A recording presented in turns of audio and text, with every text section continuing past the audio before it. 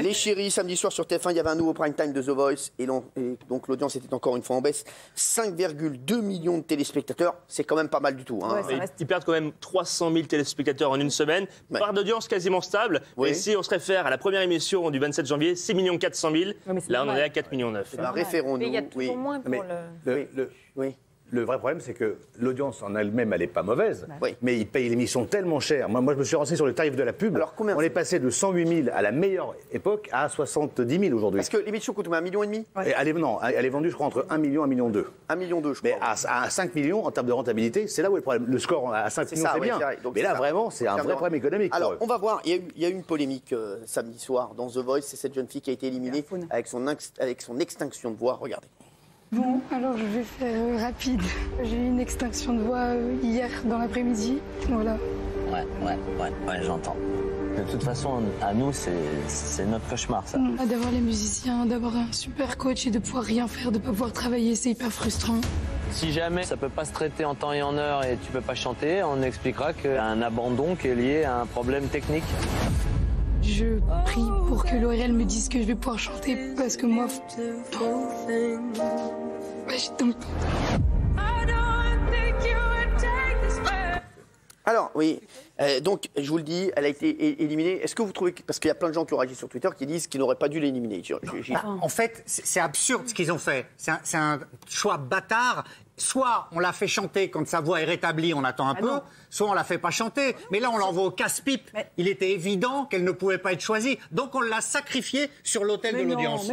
J'ai dit n'importe quoi, comme d'habitude. C'est une compétition. Voilà. Donc si Nadal est blessé, en fait, il va lui dire sûr. ah non, attendez, juste mon poignet, il va se remettre. Je suis assez d'accord avec elle. Mais Nadal, c'est en direct, là, c'est enregistré. Mais non, mais là, c'est Pas du tout. La compétition, là, elle joue avec deux autres. Il y a un trio. Elle joue avec deux autres candidats. Elle peut pas. C'est la réalité de la vie d'artiste.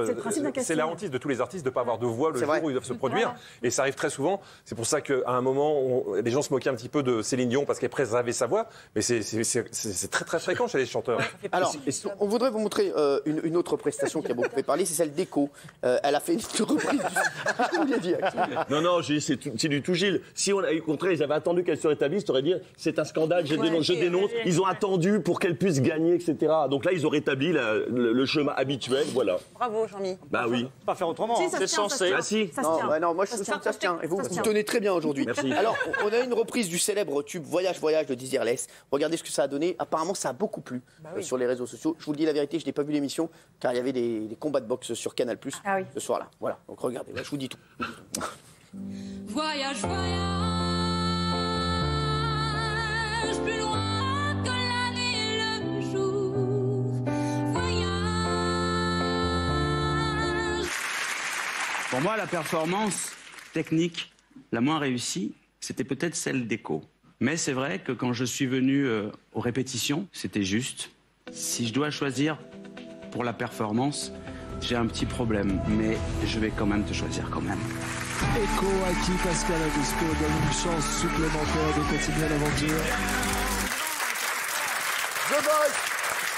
The Voice, donc j'aime pas, vous avez vos petites pancartes, j'aime pas The Voice, parce que là vous avez complètement... Ils vous ont pris vos pancartes, alors j'aime pas, faut ramener les pancartes les chéris. Vous aimez, donc voilà, j'aime pas, on va voir si vous avez aimé The Voice samedi soir. Regardez, j'aime 42%, j'aime pas 58%, en tout cas The Voice marche quand même toujours très fort.